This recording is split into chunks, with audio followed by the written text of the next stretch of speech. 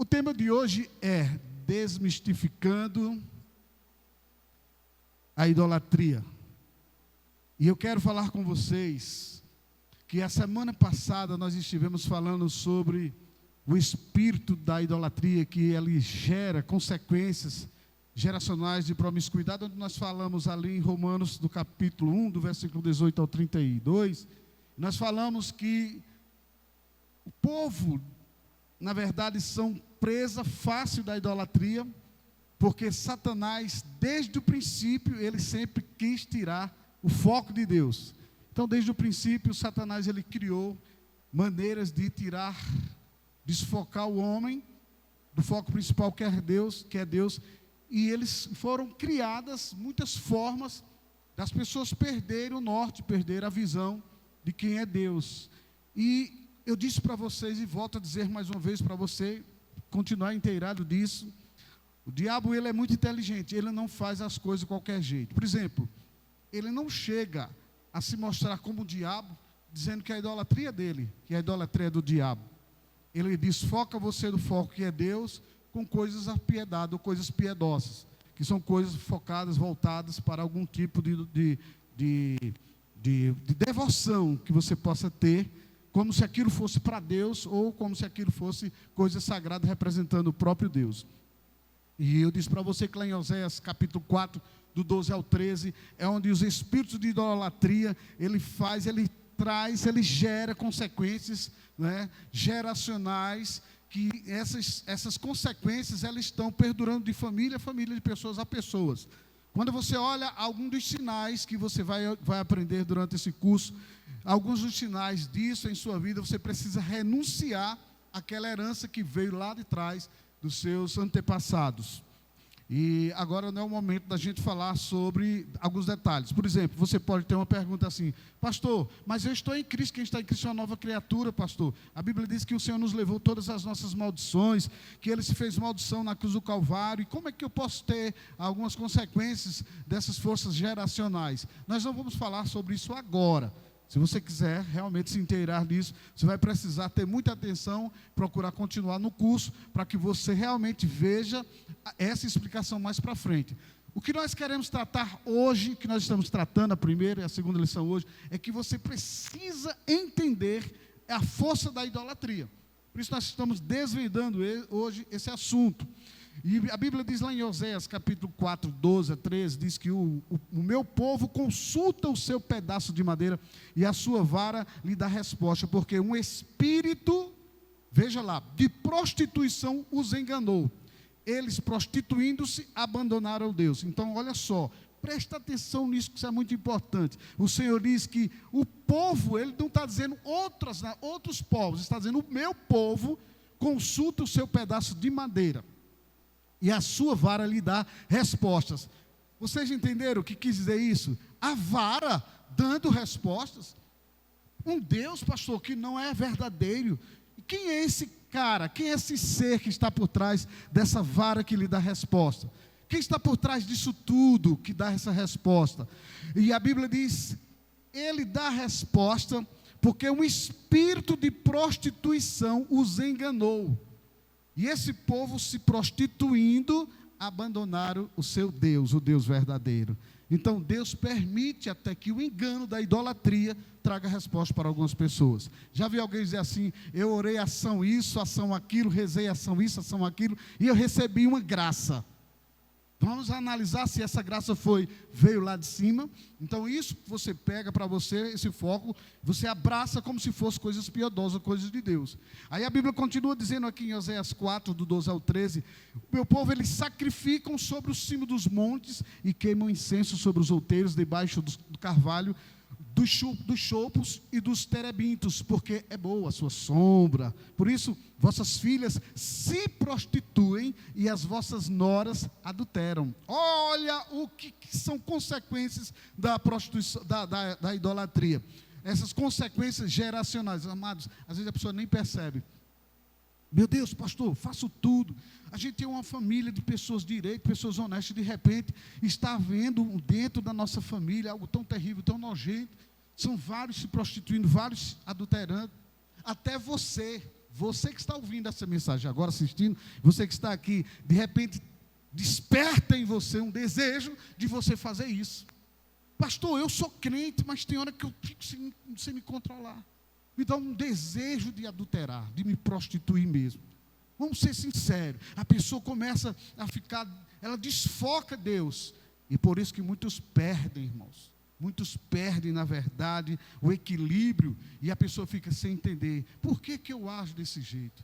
Pastor, eu conheço o Evangelho, eu conheço a palavra de Deus, eu sou uma filha de Deus, eu sou um filho de Deus, não resta dúvida, você é. Mas pastor, alguém me pergunta, já vieram várias pessoas me perguntando, por que é que isso acontece comigo? É porque você tem ainda uma força geracional dos seus antepassados, que eles passaram para você esse espírito, aliás, essa herança geracional. Seu espírito está resolvido com Deus. Quando você pede perdão dos seus pecados, você está resolvido com Deus.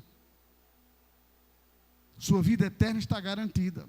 Mas esses espíritos geracionais de idolatria, eles passam de família a família. E isso chama-se a iniquidade dos pais sobre os filhos. Eu sei que tem muitos de vocês agora, talvez, questionando, mas pastor, não me entra na minha cabeça porque Cristo me resgatou, Cristo já fez tudo. Eu vou te dar uma resposta disso mais para frente. Mas continua analisando o que eu quero te falar.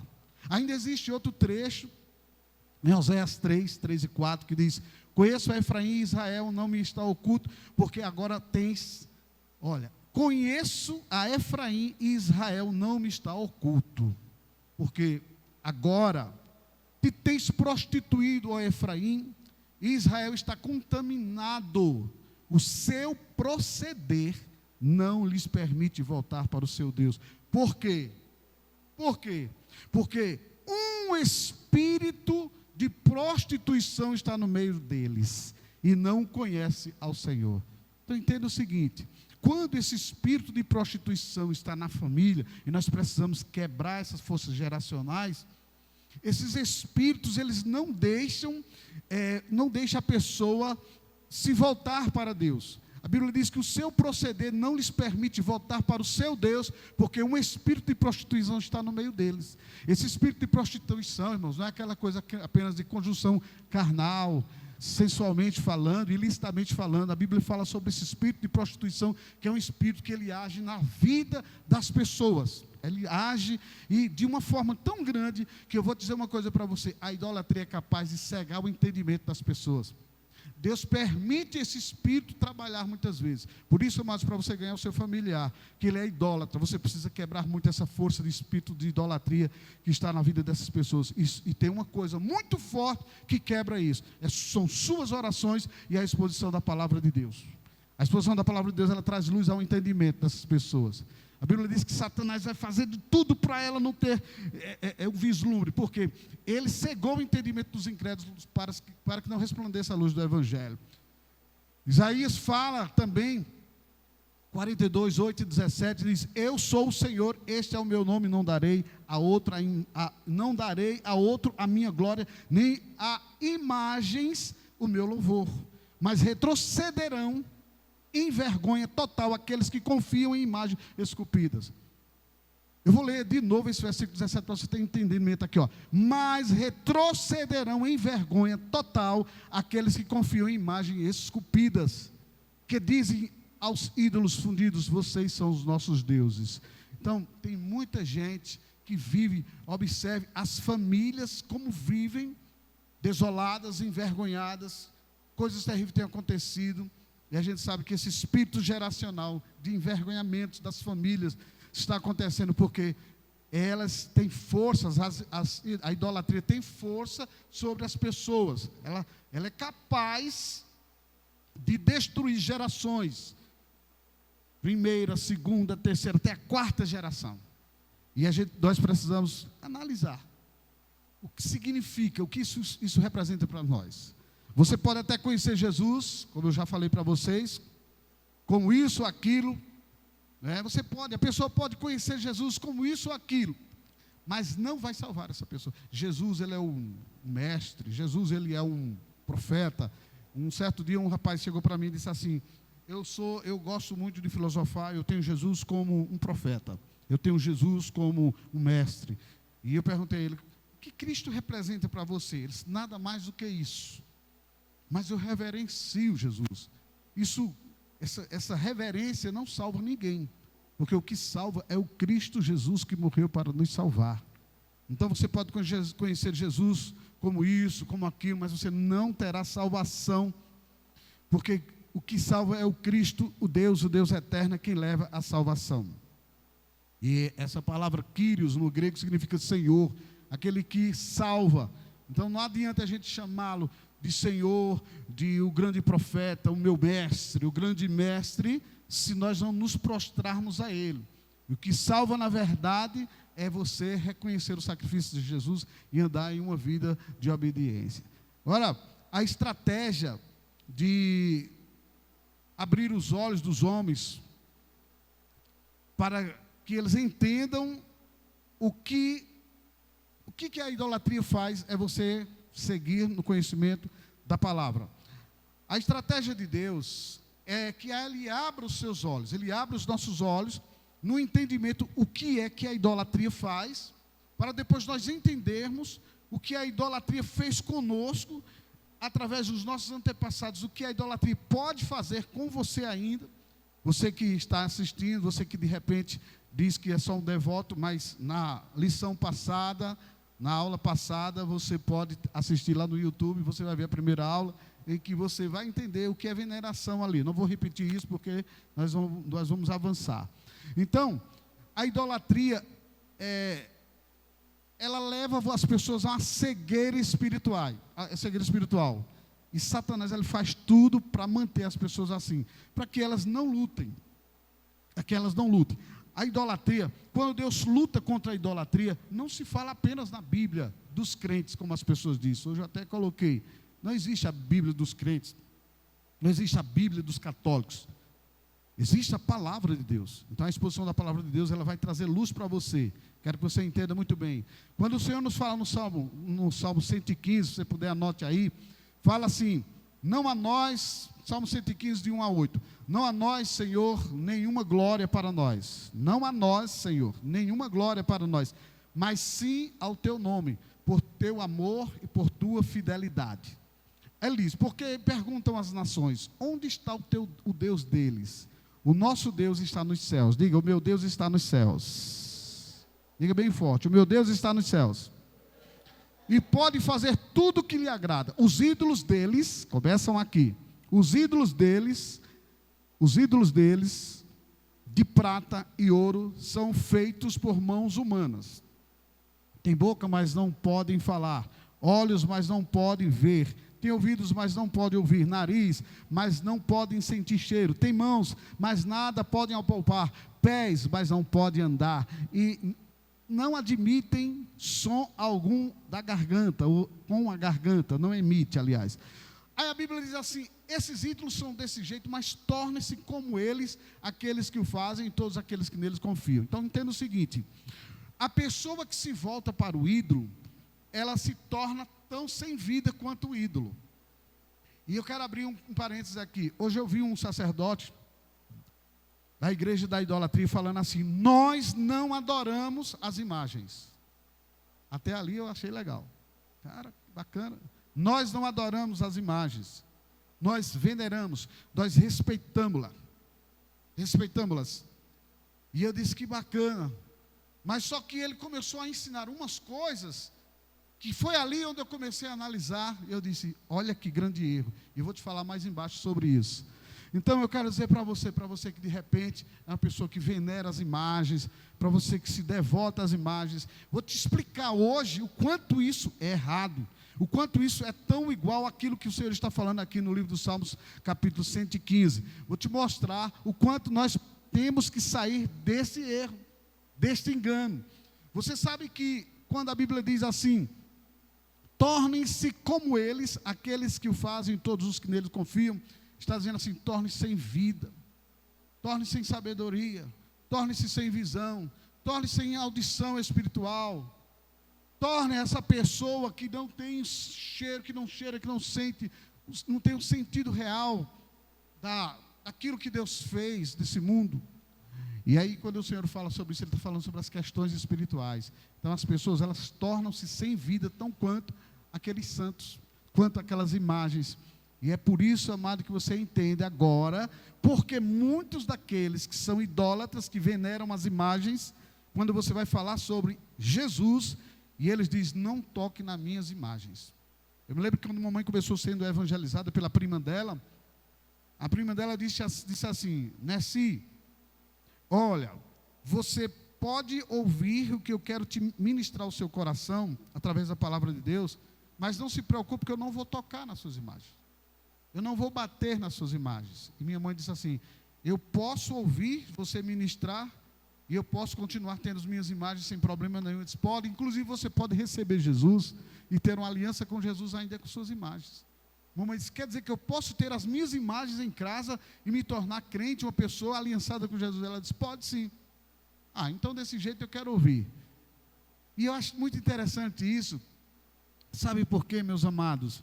Eu estou ministrando isso hoje à noite aqui, mas eu quero dizer para você, não sou eu que vou te convencer, eu só estou expondo a palavra de Deus, e quando a luz da palavra entra no teu coração, então você vai fazer aquilo que o Espírito Santo dirige e orienta você. Seus ídolos, suas imagens, a Bíblia diz que nem faz mal, nem faz bem. O que é que a imagem faz? Nem faz mal, nem faz bem. Ok? Nem faz mal e nem faz bem. O que é isso, pastor? O que significa? É o seguinte, ela nem faz o mal para mim, que tem um conhecimento da palavra, mas também ela não faz o bem a quem? Ela não faz o bem quando você, na verdade, não tem o conhecimento, ou se você tem, ela não faz o bem, porque ela passa para você esse espírito de morte, e esse espírito de destruição, ele vai destruindo geração a geração. A Bíblia diz lá em Êxodo, capítulo 20, que o Senhor vai visitar aqueles que foram idólatras, até a terceira e quarta geração, porque eles aborrecem o Senhor. Então Deus odeia isso. Então, as pessoas presas à idolatria, elas têm dificuldade da luz do Evangelho resplandecer no entendimento delas, porque elas se tornam como os ídolos, se tornam sem vida, sem um espírito sobre a vida dela. Então eu quero falar para você sobre a idolatria na Bíblia. E aí você pode dizer assim, mas pastor, deixa eu dizer uma coisa para você, vocês batem muito na idolatria. Alguém pode dizer para você assim, vocês batem muito na Bíblia, vocês mostram, aliás, na Bíblia de vocês, que fala sobre isso, sobre idolatria e tal, mas, existe uma Bíblia.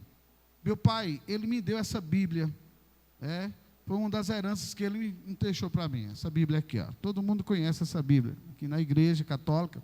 Essa é uma edição pastoral catequética, tá certo?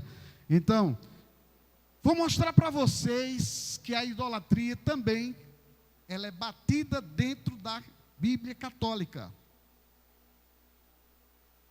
Esse livro que eu vou ler aqui para vocês, não tem na Bíblia, que se diz a Bíblia dos crentes, a Bíblia evangélica.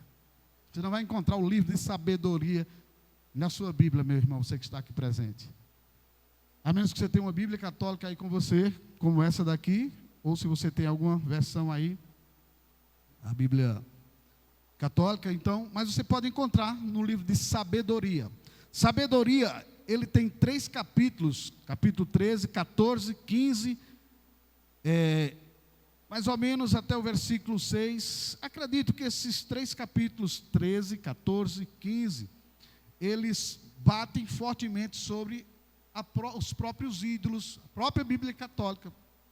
E talvez você que está me ouvindo agora, você que é um crítico de carteirinha no YouTube, você possa até dizer assim, olha aí, pastor herege, abrindo a Bíblia para falar sobre alguma coisa, ensinando, trazendo luz, usando a própria Bíblia católica. Meu querido, eu estou falando para vocês que são críticos de carteirinha, que nós estamos apenas explicando que na própria Bíblia católica existe versículos como esses. São insensatos por natureza todos os que desconheceram Deus, e através dos bens visíveis não souberam conhecer aquele que é, nem reconhecer o artista considerando as suas obras.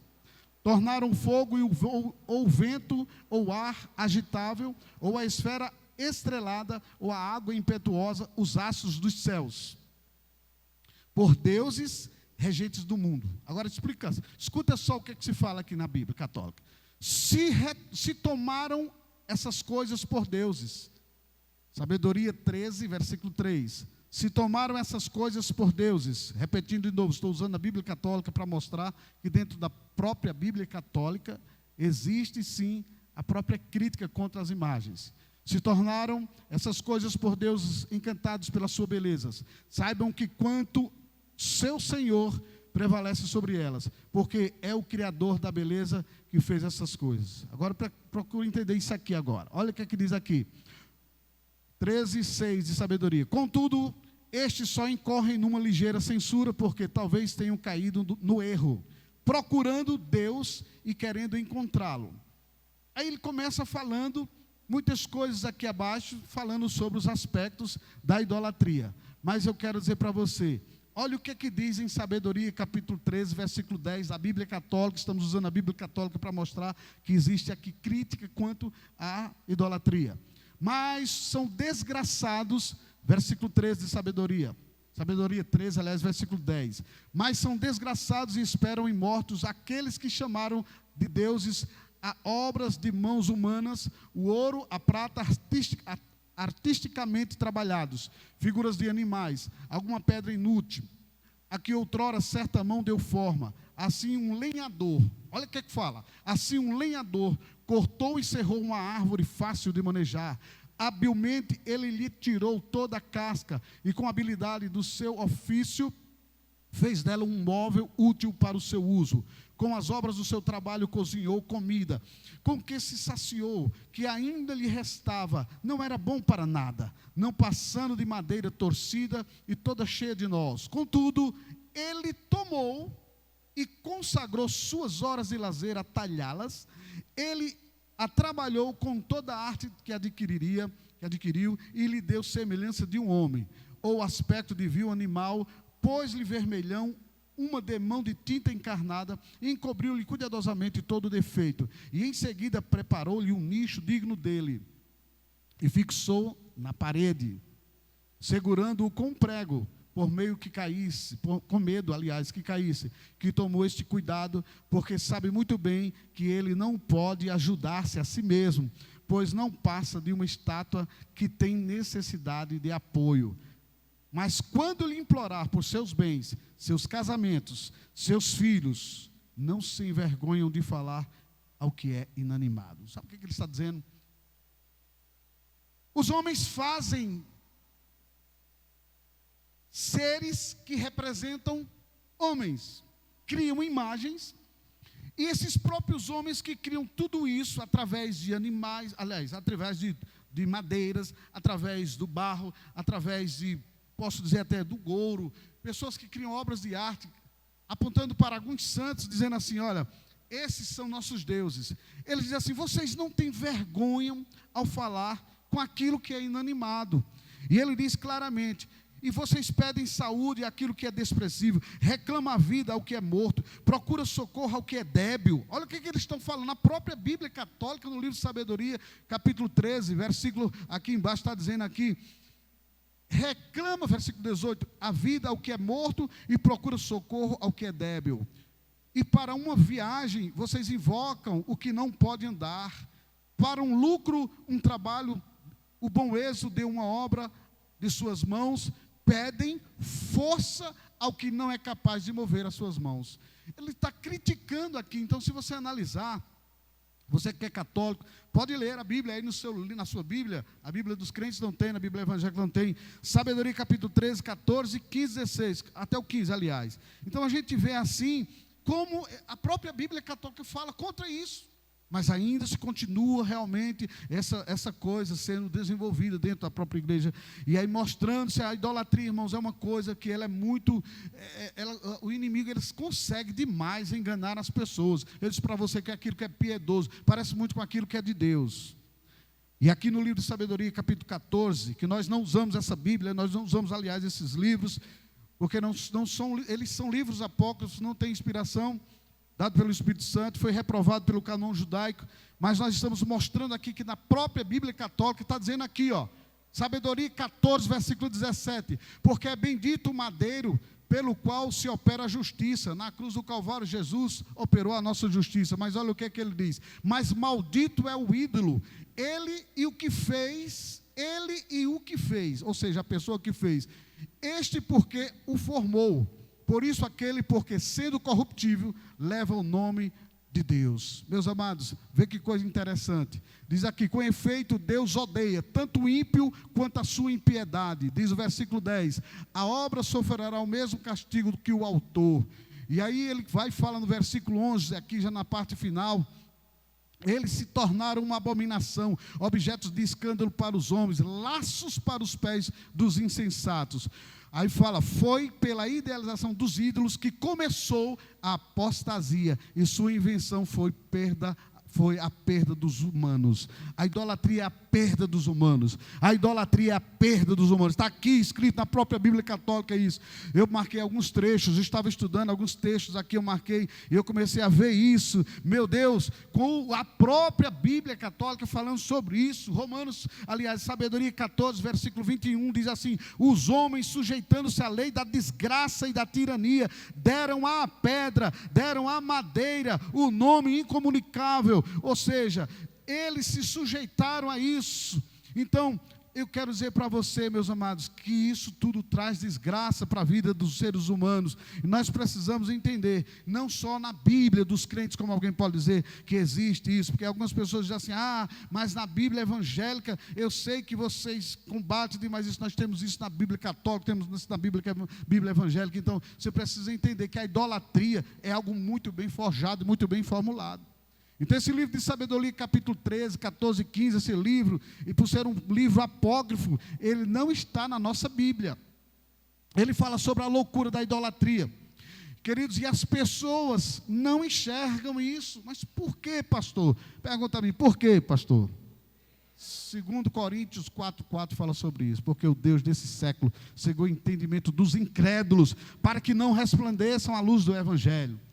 Porque as pessoas estão presas à idolatria, porque elas estão numa cegueira espiritual que o próprio Deus permitiu. E você só se liberta da idolatria quando você escuta mensagens como essa, quando você gasta tempo analisando, lendo o que está escrito na sua Bíblia e tendo vislumbre à luz do Evangelho. Queridos, na Bíblia católica também ainda fala no Salmo 113. Na nossa Bíblia é o Salmo 115. A Bíblia católica fala no Salmo 113 e a nossa Bíblia é no Salmo 115. Alguns versículos antes, eles colocaram, aliás, 2 capítulos praticamente, porque na nossa Bíblia é no Salmo 115. Na Bíblia católica fala também, para você que não é crente, para você que é católico. Olha só, nós estamos estudando sobre a idolatria. E diz aqui, ó, no Salmos 113, que na sua Bíblia, irmão, na sua Bíblia é no Salmo 115. Salmo 115, do versículo 4 ao versículo 8. Na Bíblia católica é no Salmo 113. E diz aqui assim, quanto a seus ídolos de ouro e prata, são eles simples obras da mão dos homens. Você vai ler tudo isso aqui. Você vai ver qual é o efeito dos ídolos. Os ídolos, eles são inanimados. Os ídolos, eles são mortos. Mas o que me chama a atenção é o versículo 8, que diz, semelhantes a eles, sejam os que fabricam e quantos neles põem sua confiança. Ou seja, são mortos espiritualmente. Então, aqui é onde tem o resumo também. Se fala sobre a idolatria. Então, sabe o que eu achei interessante? Eu estava assistindo hoje um vídeo do padre Fábio de Mello. E ele disse assim, a imagem, ela é um símbolo que nos remete a um valor superior. Olha, a imagem é um símbolo que nos remete a um valor superior. O símbolo, disse esse padre, me ajuda a rezar. Ou seja, eu olho para uma figura e aquele símbolo me ajuda a entrar em comunhão com Deus. Eu olho para aquela imagem, eu olho para aquele símbolo e ele me ajuda a entrar em comunhão com Deus. Nós vamos ver o que é que a Bíblia diz. A própria Bíblia católica. Nós não lemos, aliás, não usamos a Bíblia evangélica agora para te dar uma resposta.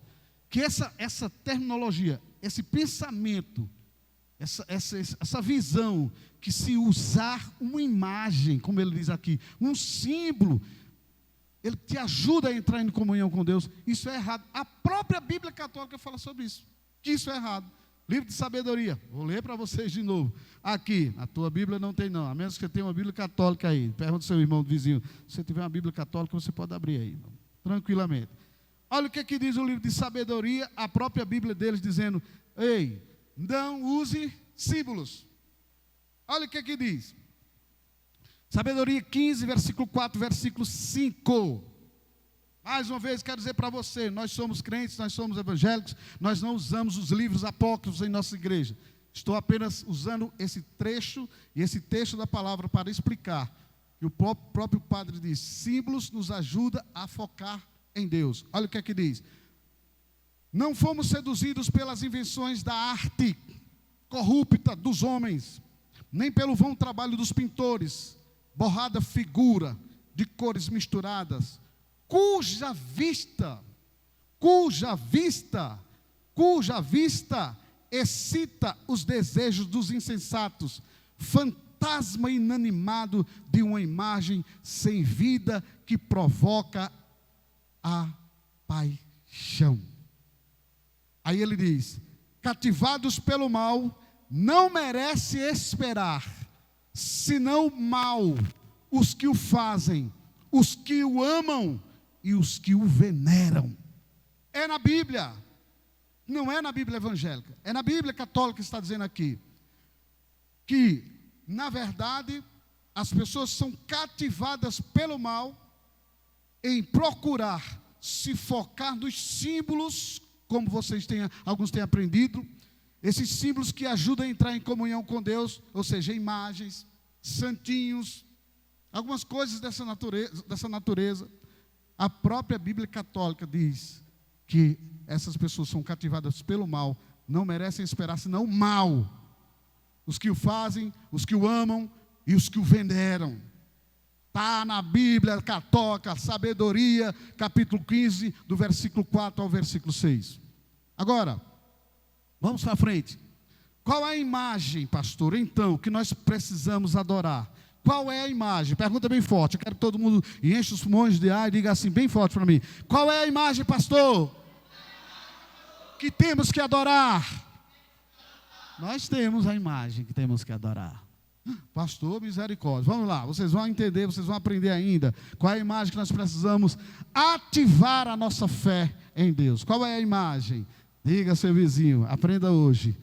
Colossenses capítulo 1, quem tiver Bíblia, agora pode abrir. Colossenses capítulo 1, do versículo 15 ao versículo 23. Colossenses capítulo 1, do versículo 15 ao versículo 23.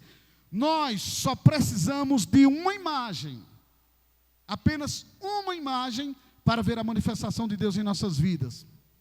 E ela está na palavra de Deus, conforme a própria palavra de Deus fala. Precisamos apenas de uma imagem, somente para ver a manifestação de Deus. Para nossa fé ser ativada, só precisamos de uma imagem, simplesmente. E vocês vão ver agora. Colossenses 1, de 15 a 23, a parte A. Estamos lendo Bíblia para você. Você que é católico, você que é espírita, você que é um cristão. Você que diz assim, olha, eu quero aprender. Então vamos estudar. A gente está desmistificando esse assunto. Nós vamos precisar entender. Vocês vão precisar entender o que é idolatria, o que é venerar, que nós falamos na aula passada. Você precisa aprender esses detalhes, são muito importantes. Quando você entende isso, você começa o Espírito de Deus é que vai fazendo uma obra em você e a própria palavra de Deus vai lavando. Então, qual é a imagem, pastor, que nós precisamos, na verdade, para ver a manifestação de Deus em nossas vidas? Diga, Jesus é a imagem. Olha o que diz aqui em Colossenses 1, 15 a 23.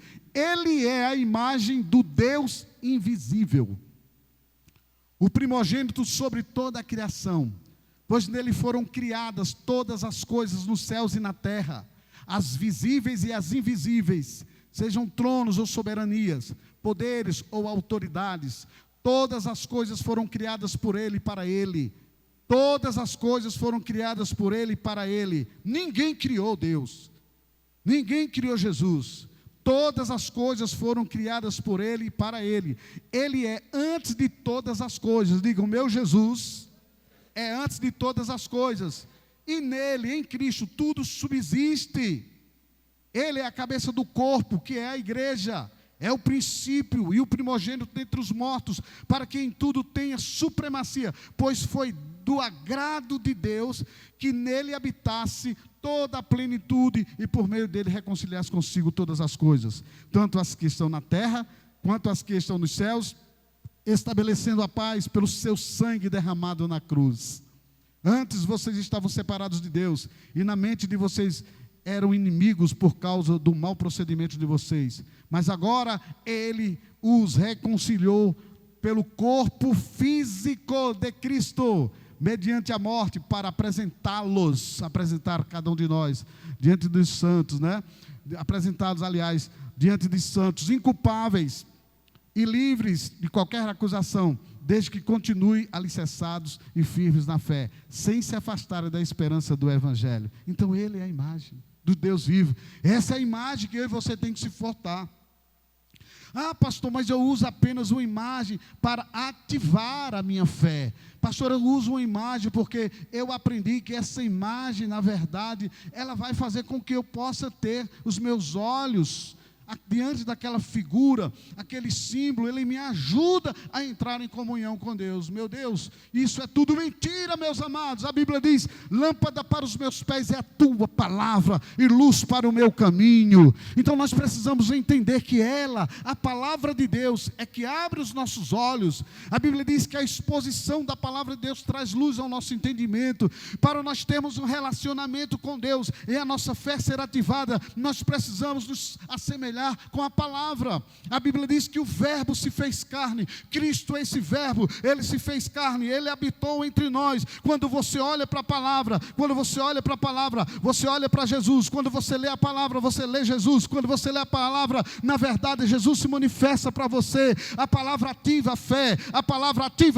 aquilo que você precisa, ativa a sua fé na palavra. A Bíblia diz que a palavra, ela desperta a fé para o que você quer, a fé para aquilo que você necessita. É a palavra, não é outro ser, não é uma imagem sem vida, mas sim a palavra. A sua fé, para ser ativada, você não precisa de símbolos, você não precisa de imagens. A sua fé, para ser ativada, ela só precisa do conhecimento da palavra. Romanos fala que a fé vem pelo ouvir, e ouvir a palavra de Deus. Diga comigo, a fé vem pelo ouvir. Diga o ouvir a palavra de Deus. Diga a essa pessoa, você não precisa de símbolos. Diga, você não precisa de símbolos. Você não precisa de imagens para a sua fé ser ativada. Você precisa a imagem do Deus invisível, que é a palavra. É Ele que ativa a sua fé. É Ele que te dá resposta. É dele que vem o nosso socorro. E não das imagens de escultura. E não de símbolos. É de Cristo que vem toda a resposta. É através da palavra. Diga aleluia, Jesus. Então guarde para você o que é que ativa a sua fé. Não são símbolos nem imagens. Consequentemente, a fé vem por você ouvir a mensagem. E a mensagem é ouvida mediante a palavra de Cristo. Romanos 10, 17. Guarde isso no seu coração. Não seja mais enganado. Essa é a imagem que você precisa. Pastor, imagens merecem ou não serem veneradas e devotadas? Os padres dizem que não podemos adorar imagens. Verdade. Os padres dizem que não podemos adorar imagens. É verdade. Que eles dizem. Em muitos lugares é dito isso. Mas a prática é diferente. Alguns dos padres, as pessoas têm ensinado, com respeito a essas pessoas que muitas vezes, elas fazem, às vezes, até com o pensamento de fazer as pessoas se focarem, se voltarem para Deus. Mas a gente sabe que o engano está por trás de muitas coisas, amado. Então, quando em alguns lugares, a igreja da idolatria diz que nós não podemos adorar imagens, mas sim tê-las como referência. e para que se possa também ter 3 tipos de relação com o sagrado, é preciso você entender. Você não pode, é ensinado isso, você não pode adorar, mas você pode tê-las, sim, como referência. Agora, eu quero te mostrar 3 tipos de referências, 3 tipos de relação, ou de referências, que na igreja da idolatria existe. A primeira, eles estão certos. Adoração somente a Deus. Agora, olha a segunda referência. Estou falando isso porque eu escutei mesmo dos próprios sacerdotes da igreja da idolatria falando. Eles dizem que a segunda referência é a hiperdulia. Esta segunda referência, essa segunda relação que é hiperdulia, ou seja, eu fui analisar a fundo o que é hiperdulia na Wikipédia. Essa palavra hiperdulia, ela vem do grego alta veneração, que significa alta veneração. Olha o que hiperdulia significa alta veneração. Então eles disseram assim: nós não podemos adorar as imagens, só sim a Deus, mas nós devemos ter como referência 3 tipos de relação com o sagrado. A primeira é adorar a Deus, só a Deus, aí está certo. A segunda é hiperdulia, ou seja, a hiperdulia é uma alta veneração. É um termo teológico utilizado pelas igrejas católica e ortodoxa, que significa a honra e o culto de veneração especial, devotados a Nossa Senhora. Este culto a Nossa Senhora é feito através da liturgia, que é o culto oficial e obrigatório da Igreja Católica, e também em maior intensidade através da piedade popular, que é o culto católico privado. No campo da piedade popular destacam-se as devoções feitas à Virgem Maria, como por exemplo ao Santo Rosário, o Ângelus, o Imaculado Coração de Maria, a peregrinação aos lugares onde Maria apareceu, as procissões, etc. Ainda diz, estou falando o que diz a Wikipédia, o que é hiperdulia, H-I-P-E-R-D-U-L-I-A. Ainda diz o seguinte: o que é a hiperdulia? A veneração especial. A quem, pastor? Diga comigo, a quem, pastor? A veneração especial à Virgem Maria. Não temos nada contra ela. Deixa logo claro, mas daqui a pouco a gente vai explicar uma coisa muito interessante.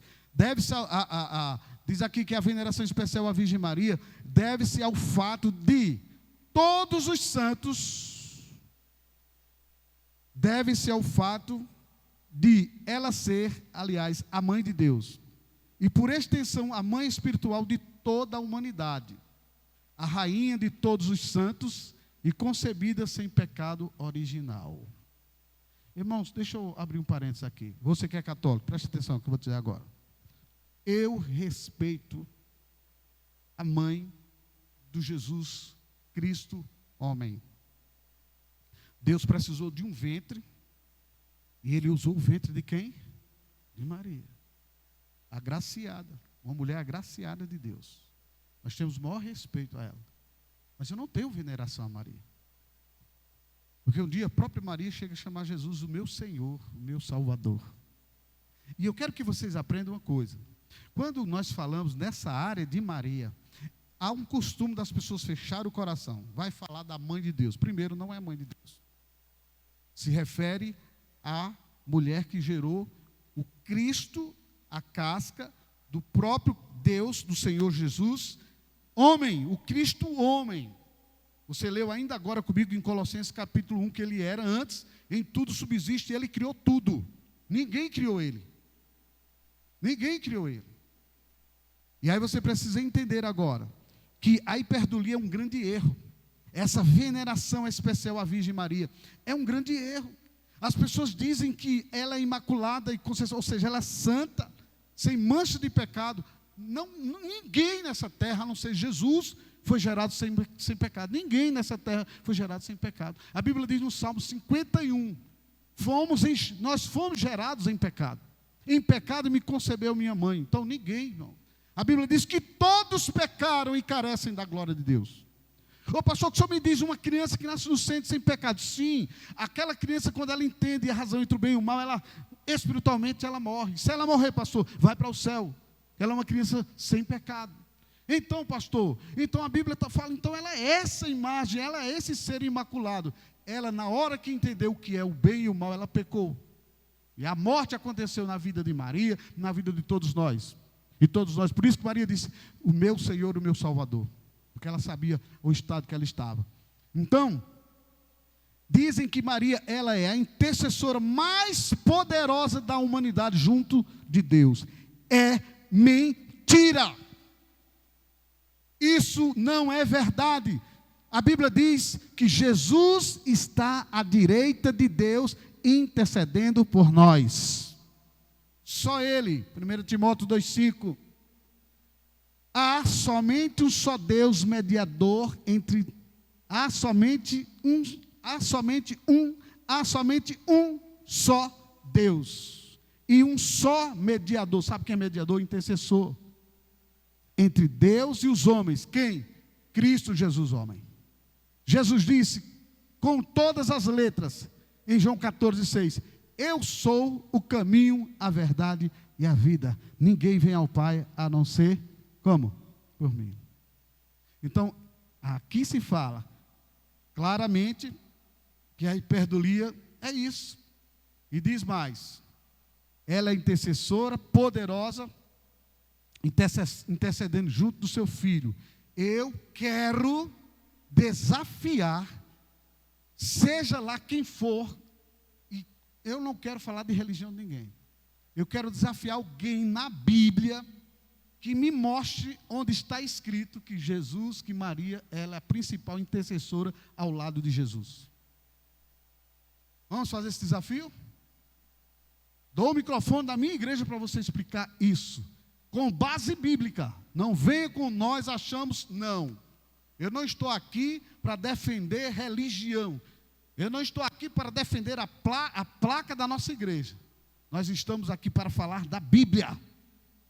Então essa hiperdulia está completamente errada. Errada, diga, errada completamente. Então nós precisamos conhecer, irmãos, a verdade da palavra. Quem os condenará? Foi Cristo Jesus que morreu. E mais, que ressuscitou e está à destra de Deus e também intercede por nós. Está Maria, Romanos capítulo 8, versículo 34. É Maria que está lá. Com respeito a ela, viu? Não pensa que nós estamos desrespeitando. Não pensa que nós estamos respeitando uma mulher agraciada de Deus. As pessoas interpretaram as coisas erradas. Então, já vimos aí que o nosso intercessor é Cristo, 1 Timóteo 2,5. Nós vimos aqui em Romanos capítulo 8, versículo 34, que o tempo não nos ajuda, que fala justamente que Jesus Cristo, Ele ressuscitou e está à direita de Deus, que é Ele que intercede por nós, e que não há salvação em nenhum outro. E nós somos salvos através de quem? Através, diga, eu sou salvo, diga com mais fé, eu sou salvo através de Jesus. Amém, meus amados, dê um forte aplauso para Jesus. Aleluia!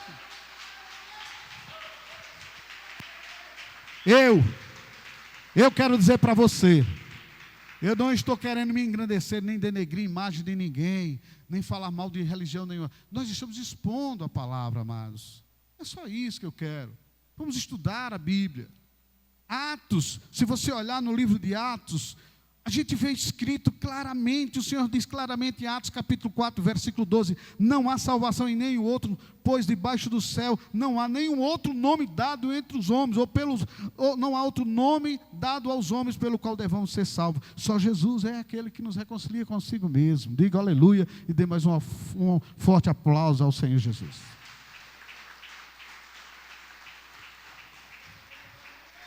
Aleluia, diga glória a Deus.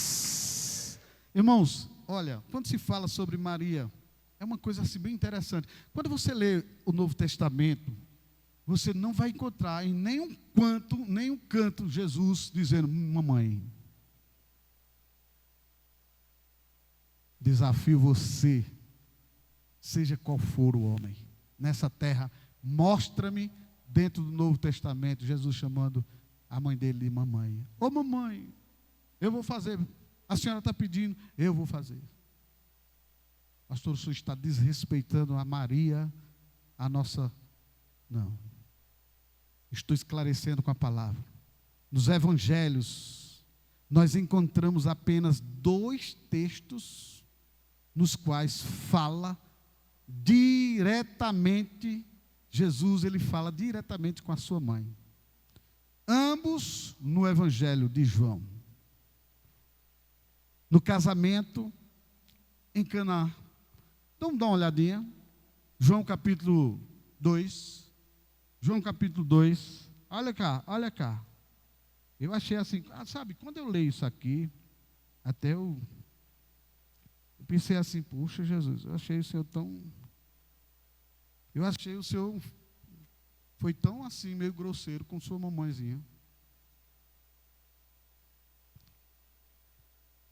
Sabe por que a Bíblia mostra isso? Para que nós fôssemos advertidos com o que está acontecendo hoje. Não é que Jesus não chamava a mãezinha dele, ô mamãezinha, ô maninha, ô mamãe. Não. A Bíblia não relata essa ênfase a Maria. Não. Jesus já sabia o que ia acontecer e é o que está acontecendo hoje. Por isso que nós não vemos isso. Olha o que é que Jesus fala com a mãe, quando as pessoas, quando na verdade alguém se volta para Jesus. Diz aqui, Jesus, capítulo 2, versículo 2. Jesus e seus discípulos também haviam sido convidados para o casamento. Tendo acabado o vinho, a mãe de Jesus lhe disse a quem? Diga, disse a Jesus. Eles não têm mais o quê? Maria chega para Jesus e diz: filho, acabou o vinho. Eles não têm mais vinho. Jesus responde, olha que Jesus responde: que temos nós em comum, mulher? Misericórdia.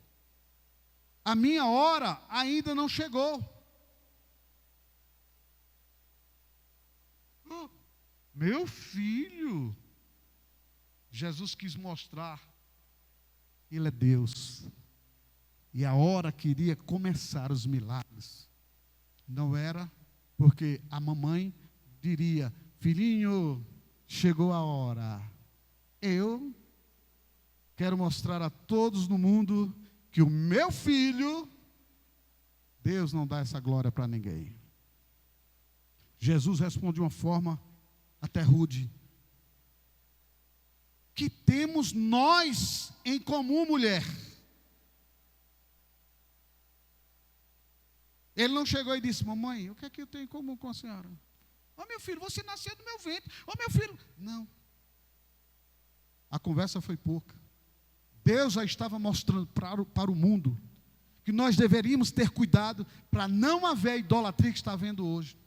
Para nós não colocarmos a mãe chamada Maria como a nossa intercessora.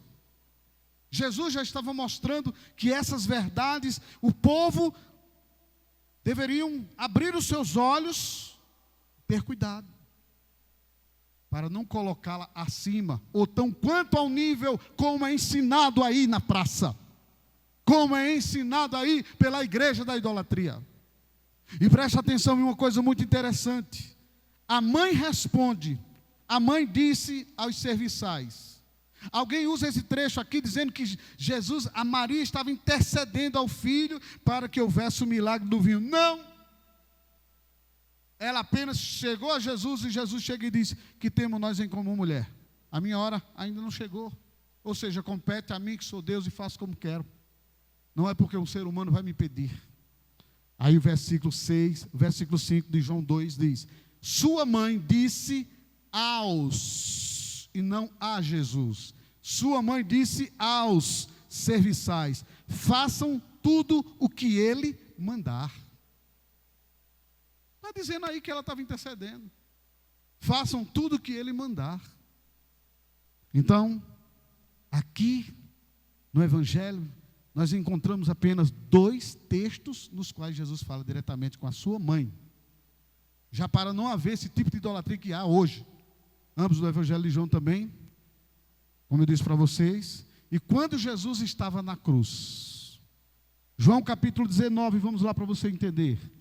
João capítulo 19, versículo 26.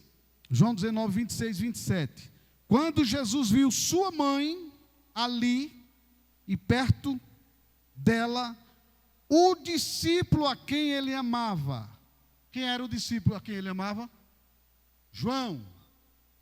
Quando Jesus viu sua mãe, estou lendo, João 19, 26 e 27. Todo mundo, papel e caneta na mão, Bíblia e lendo, para entender. Não pense que vai ficar aprendendo isso se você não estiver anotando, revisando isso. Quando Jesus viu sua mãe ali e perto dela, o discípulo a quem ele amava, que era o João, disse à mãe, disse a sua mãe, aí está o seu filho. E ao discípulo, no singular, e ao discípulo, aí está a sua mãe. Daquela hora em diante, o artigo masculino definido, o discípulo a recebeu em sua família, em sua casa. Eu estava vendo o rodapé aqui, e essa Bíblia NVI, ela tem no rodapé dizendo o seguinte: ao receber Maria em sua casa, o discípulo tomou a responsabilidade de cuidar dela. Talvez os irmãos de Jesus ainda não acreditassem nele. Eu não concordo muito, mas eu só quero deixar claro isso, que João cuidou da mamãezinha de Jesus. Com todo respeito a ela, meus amados. Nós não podemos dar a glória a quem não é digno da glória divina do nosso Senhor, respeitando a Maria, nossa irmã. Amém? Pastor, tem algo curioso também ainda em outro lugar? Tem. Lucas capítulo 8, 19 e 20, onde ele diz que minha mãe e meus irmãos são aqueles que ouvem a palavra de Deus. É outro lugar que eu vi Jesus pegando forte. Tudo isso para que não houvesse a idolatria que é hoje. E o diabo, ele tentou realmente fazer, ele está conseguindo as pessoas se voltarem. Eu disse para vocês que uma religião, a devoção a alguém, tem que ter cunho piedoso, tem que ser uma coisa parecida com coisas de Deus. Satanás não implanta na mente das pessoas algo que é coisa com cara do diabo. Ele implanta na vida das pessoas algo que parece com as coisas de Deus. E isso é desde o princípio. A gente vê isso acontecendo desde o princípio. Essa desgraça na face da terra sendo espalhada por todo canto. E as pessoas deixam de se focar e se voltar para o Senhor, que é o único que recebe toda a honra e toda a glória, para se dedicar à idolatria. E faz isso de uma forma cega. Lucas capítulo 8, versículo 19. A mãe e os irmãos de Jesus foram vê-lo, mas não conseguiam aproximar-se dele por causa da multidão. Alguém lhe disse: tua mãe e teus irmãos estão lá fora e querem ver-te. E ele responde: minha mãe e meus irmãos são aqueles que ouvem a palavra de Deus e a praticam. Oxe, Jesus, que é isso? É isso aí. Vocês têm que entender que o que vale aqui é o que agrada a Deus. E termino dizendo para vocês uma coisa que vocês não podem deixar de entender. Tem muita gente que é devoto. Segundo a doutrina católica, a devoção é um culto privado, pessoal ou comunitário, centrado no ato de entrega ou consagração de si próprio ou da comunidade ao amor de Deus. E por extensão, ao das pessoas divinas, como santos e a Virgem Maria. Eu não estou inventando isso, você pode ir lá e pesquisar no Google, você vai encontrar isso. Agora, isso é terrível, irmãos. E a gente precisa entender que essa doutrina errada é uma doutrina que tem, na verdade, levado muitos ao engano. E não pensa que isso é simplesmente uma doutrina que servir, meu Deus, vou sair. Não!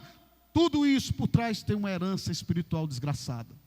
Você não imagina o que a idolatria faz. Nós só vamos entrar na parte das heranças quando vocês entenderem realmente o que é a idolatria.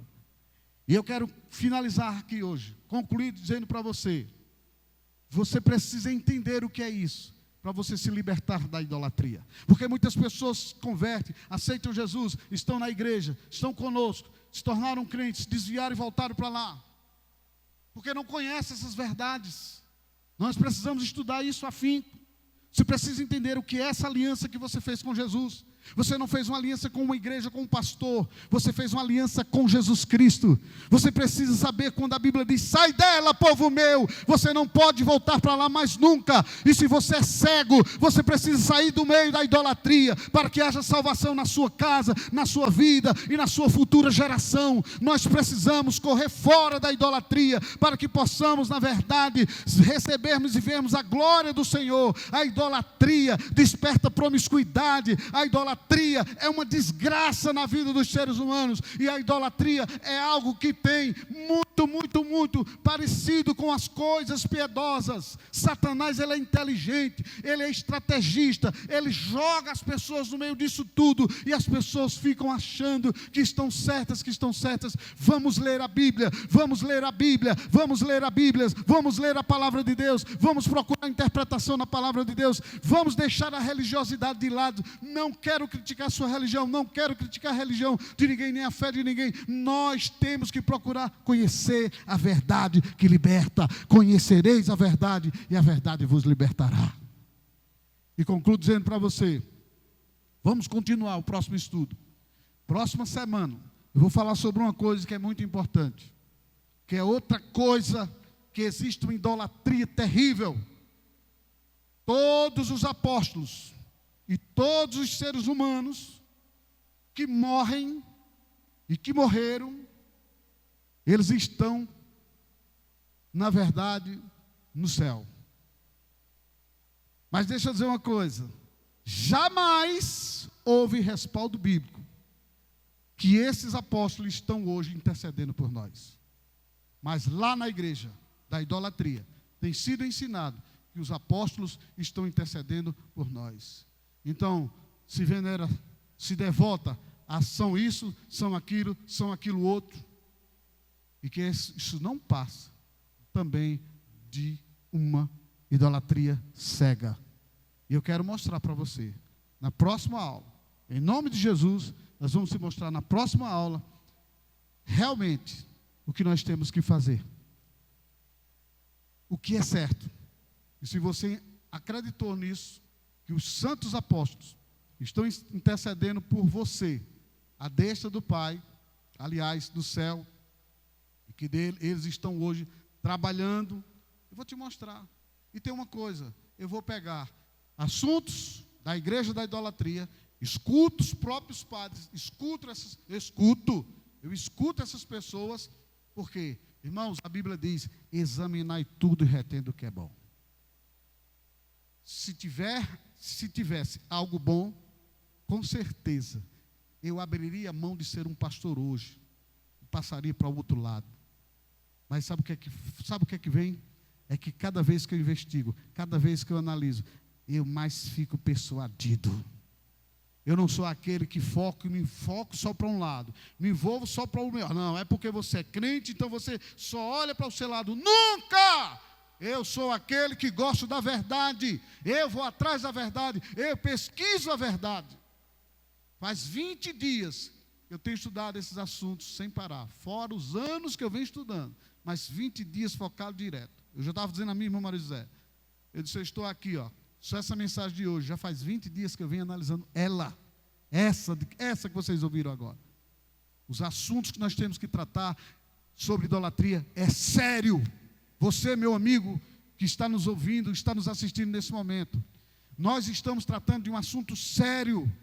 Você tem paradigmas aí, Você que está ouvindo essa mensagem agora, assistindo essa mensagem agora, que eu sei que você não está nesse momento do culto, porque outro momento você vai assistir essa mensagem, vai ficar no YouTube, você vai assistir, você vai analisar. Então eu quero dizer para você, é sério o que nós estamos ensinando hoje para vocês. Por quê, pastor? Porque são paradigmas criados. Se eu chegasse para vocês hoje aqui, com uma doutrina nova, e enfinhasse na cabeça de vocês que vocês estão errados e que Jesus não é o Senhor, e eu começasse mostrando coisas e mais coisas, ia haver uma confusão na alma de vocês. Iria ter pessoas aqui que ficariam loucas se eu chegasse a uma conclusão, que nunca isso vai acontecer, mas se eu chegasse a uma conclusão que Jesus Cristo não é Deus, que Jesus Cristo não é Senhor. Como seria para vocês isso um choque? Como vocês ficariam, meu Deus, esse homem está ensinando com base bíblica e a gente aprendeu o tempo todinho que Jesus é Deus, que Jesus é o Senhor, e hoje nós descobrimos que não é. Seria uma confusão na tua mente, meu amado. Do mesmo jeito, é hoje, você que é filho da idolatria, nós que éramos filhos da idolatria, nós vivíamos presos à idolatria, meus amados. Então eu sei que isso é muito sério, quebrar paradigmas é coisa séria. Então eu não tenho que chegar aqui com qualquer coisa, eu não tenho que dar uma mensagem de 20 minutos, 30 minutos para agradar você, e você correr para o shopping para você passear. Eu tenho que trazer uma mensagem que te ensine, algo que mexe com você, algo que te ensine, algo que te deixa consolidado, e que você tenha convicção do que nós estamos pregando hoje, é o que está escrito na palavra de Deus.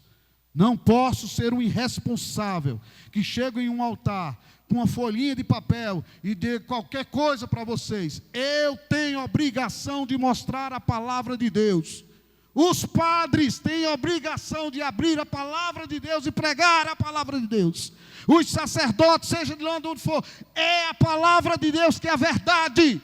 E se não mostra o que está escrito nessa Bíblia, corra do meio da idolatria, corra do meio da ilusão, corra do meio desses lugares que você está sendo enganado, porque o que vale é essa palavra.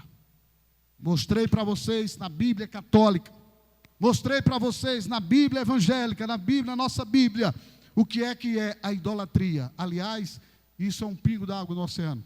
Nós temos muito ao que estudar, mas o nosso tempo não nos permite. Para a semana, você já sabe, vamos falar sobre a intercessão dos apóstolos. É bíblico ou não bíblico? Você já teve uma luzinha sobre Maria. Ela é ou não é nossa intercessora? Para a semana a gente continua esse assunto. Deus abençoe você. Dê um forte aplauso para Jesus.